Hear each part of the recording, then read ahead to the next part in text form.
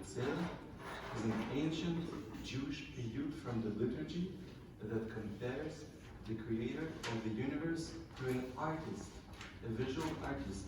And each verse of the piyut talks about different visual art. The most important words in this chant are Labrit Habet Ve'al Tefen La Yetzer, which in translation from Hebrew means look at the covenant between us, between God and ourselves, and do not be tempted by the Yetzer. And yet, what is so interesting, Yetzer, as I said, is the inclination. Yetzer hara is the evil inclination in each one of us. And yet, what is really interesting is the phonetic similarity in the Hebrew language between the words evil inclination and the word for God, the creator of the universe. In other words, the creator is deeply connected with the most evil parts of us. So we need to embrace these evil parts. And this is about the Dionysian element in all of us. How to embrace our, if you wish, yid, our id, our Dionysian impulses. And this is what Keinei HaChomer is about.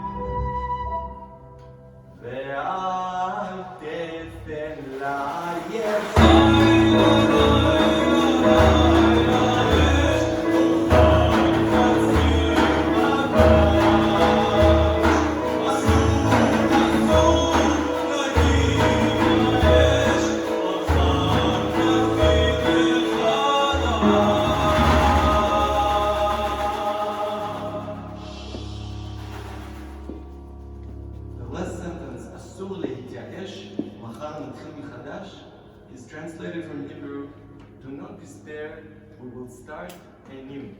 So we can always start anew, and with the sentence we transition to the next stage of our ritual, which is the transition. And I'd like to take a moment and talk about the concept of all vows, the little translation of Kol Nidrei. Kol Nidrei rests on two essential ideas. One is annulment of all vows, and two, all inclusiveness. Here we collected our own very free version of the ritual with participants from Iran, Turkey, Israel. We have Martin, who is Assyrian, Jason, who is American, Texas born. So it's a kind of a mishmash of people, and we collected some of the things from Kol Nidrei that we really love music. But so the concept of all inclusiveness in Kol Nidrei also talks about the totality of the things that we're committing ourselves to. So why the totality? So the declaration itself, the formula, mentions, the Aramaic formula mentions 7 different things. There's seven commitments that we can take on, that we need to annul. And most of these commitments are actually the same thing. So why 7? Because the number 7 in Judaism has its divine meaning. Think about the menorah with 7 branches, or the 7 days of creation, or the 7th festival of Israel. We even have a festival coming up called Shavuot, the 7th, literally translated the 7th. So the number 7 in Kol Nidrei declaration is a hint that all of these commitments are not individual, they should be taken in totality, and the number 7 signifies in Judaism the concept of perfection. In other words, Kol Nidrei is essentially the annulment of the idea that this flawless ideal of perfection exists. We gather once a year to decide for ourselves and for our community that striving for perfection is no longer valid for us. Letting go of perfection is the essence of Kol Nidrei. And with this in mind, we're going to transition to one of the most sacred chants of Chabad, the ultra-Orthodox Jews, the Hasids, that is called Dalet Bavot. For those of you who are not familiar with this chant should not be sung in vain. It is only sung in special occasions, such as the Eve of Yom Kippur. It's translated as the 4 gates, Dalet Bavot. It's attributed to the old Admor, Rabbi Schneer Zalman. And the melody has 4 different parts, each one for the 4 Kabbalistic words. We're going to sing it for you. We're not attempting to be Hasids, but hopefully you will connect through this particular music to the second stage of our ritual, which is try to look inside yourselves about all the instances where you strive for perfection, and try to think what it feels like letting go of all this perfectionism. Just contemplate.